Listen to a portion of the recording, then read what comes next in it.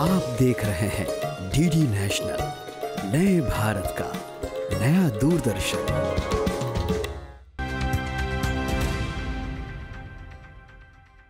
दोस्तों, हमारा नजरिया तय करता है कि हम अपने काम को किस मुकाम तक ले जा सकते हैं। सफलता के रास्ते हर जगह हैं, बस जरूरी है कि हम अपने काम को सफल बनाने के लिए कितने समर्पित हैं।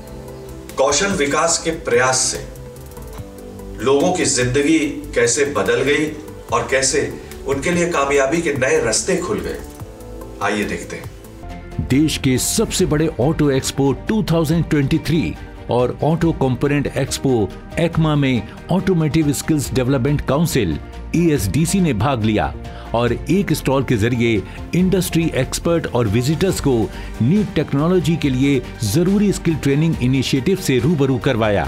इस बार ऑटो एक्सपो में जो हमारा थीम है, सारा थीम सस्टेनेबिलिटी और डीकार्बनाइजेशन, इन दोनों मुद्दों के ऊपर है।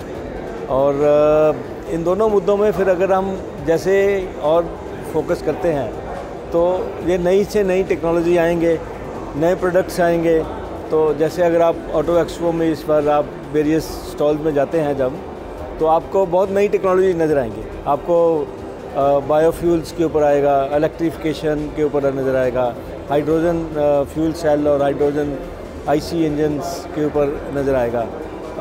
तो जैसे ही ये नई टेक्नोलॉजीज़ डेवलप होती हैं तो उसके बाद फिर जो स्किलिंग का जो है इम्पोर्टेंस वो और बढ़ जाता है, क्योंकि अगर लोगों को हम ट्रेन नहीं करेंगे इन टेक्नोलॉजीज़ के ऊपर तो वो कस्टमर को सर्विस नहीं दे पाएंगे। तो इसलिए ASDC जो हमारा ऑटोमोटिव स्किल डेवलपमेंट काउंसिल है, इसके थ्रू हम ये लोगों को नई टेक्नोलॉजीज़ के ऊपर ट्रेन करते हैं। ASDC के स्टॉल का inauguration society of Indian automobile manufacturers व ASDC के प्रेसिडेंट विनोद अग्रवाल द्वारा किया गया। एक्सपो में लगाए गए ASDC के इस स्टॉल का मोटो ऑटोमोटिव इंडस्ट्री के लिए स्किलिंग इनिशिएटिव को दिखाना और युवाओं को इस फील्ड में करियर अपॉर्चुनिटीज के बारे में बताना था। ऑटोमोटिव इंडस्ट्री का जो स्किल की तरफ जो रुझान गया है वो पिछले 2-4 सालों में गया है, और मैं ये नहीं कहूँगा कि हम पूरी तरह मैच्योर हो गए, हम अभी स्टार्ट ही कर रहे हैं।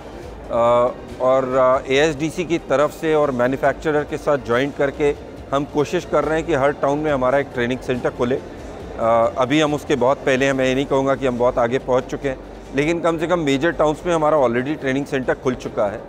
जब तक हर डिस्ट्रिक्ट में एक ASDC सर्टिफाइड ट्रेनिंग सेंटर नहीं खुलता, तब तक मेरे ख्याल से हम ऑटोमोटिव की स्किल्ड मैन पावर की जो गैप है वो कंटिन्यूड रहेगा। और प्रधानमंत्री जी की जो योजना है स्किल के लिए, और जिस तरीके से आजकल स्कूल कॉलेजेस का एजुकेशन की पॉलिसी चेंज हो रही है, मेरे ख्याल से ज़्यादा दिन लगेंगे, 2-4 साल में ही एजुकेशन, जो नॉर्मल एजुकेशन से बच्चे निकलेंगे उनकी स्किलिंग बेटर हो जाएगी। और जब वो ASDC के थ्रू जाएंगे, RPL के या नॉर्मल ट्रेनिंग के थ्रू, तो ये जो गैप है ये लगभग ख़त्म हो जाएगा। इंडस्ट्री में बदल रही टेक्नोलॉजी के साथ स्किलिंग के क्षेत्र में किस तरह से एक्सपीरियंस्ड प्रोफेशनल की मदद ली जा सके, इस पर भी यहाँ मंथन किया गया। This time Auto Expo is quite unique in the sense that there is a lot of focus that you can see very evidently on alternate fuel technology. There is a complete pavilion on ethanol. There are a lot of electric vehicle manufacturers, electric vehicle service providers, charging station manufacturers. So the focus is on alternate fuels. And this makes it very interesting for ASDC as well, because we ourselves also, from a skilling perspective and a reskilling perspective, are looking at alternate fuel technology related skilling opportunities.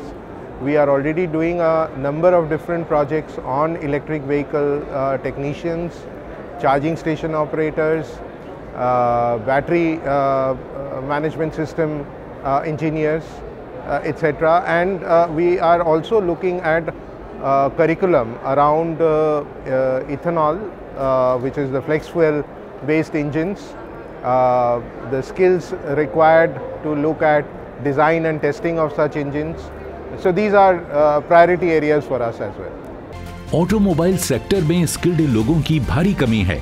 इस वर्ष ही लगभग 1 लाख प्रशिक्षित युवाओं की आवश्यकता है, जिसे apprenticeship और इंटर्न के जरिए भी पूरा किया जा सकता है।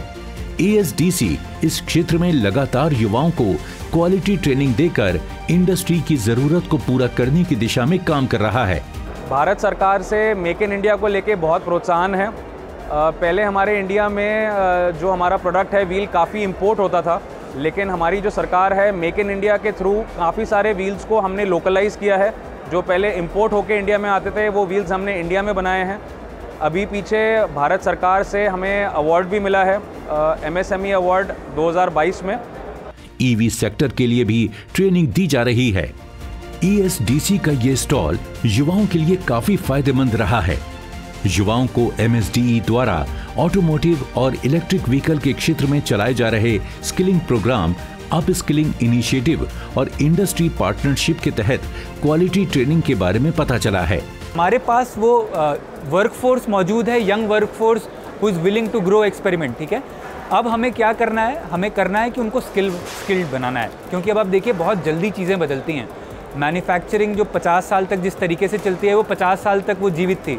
टेक्नोलॉजी का लाइफ साइकिल 5 साल है, तो स्किल अपग्रेडेशन बहुत इंपॉर्टेंट है।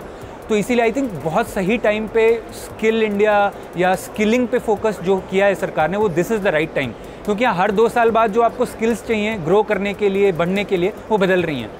तो हमें भी अपनी पॉलिसीज़, सरकार को भी अपनी पॉलिसीज़ को वैसे बदलना होगा, यंग लोगों को अपना माइंडसेट वैसा चेंज करना होगा। It's not just about meeting the expectations और the criteria, it's also about upgrading yourself. आप कितनी जल्दी अपने आप को अपग्रेड करते हैं। तो इनिशिएटिव एकदम सही टाइम पे है, क्योंकि अपने आसपास का इकोसिस्टम भी उसी पेस पे ग्रो कर रहा है।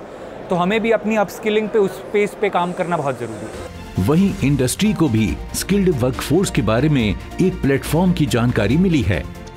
ऑटोमोबाइल सेक्टर में करियर बनाने वाले युवाओं के लिए स्किल इंडिया मिशन के तहत ASDC स्किल ट्रेनिंग और अप स्किलिंग कोर्स करवा रहा है, जो युवाओं के लिए एक वरदान साबित हो रहा है। हमारे सारे एपिसोड देखने के लिए विजिट कीजिए हमारे YouTube चैनल आपकी बात को। दोस्तों, अगर आप हुनरमंद बनना चाहते हैं और स्किल डेवलपमेंट कोर्सेज करना चाहते हैं तो इस नंबर पर संपर्क कीजिए। साथ ही साथ आप नेशनल स्किल डेवलपमेंट कॉर्पोरेशन के वेबसाइट पर भी लॉगिन कर सकते हैं। आप देख रहे हैं DD नेशनल, नए भारत का नया दूरदर्शन।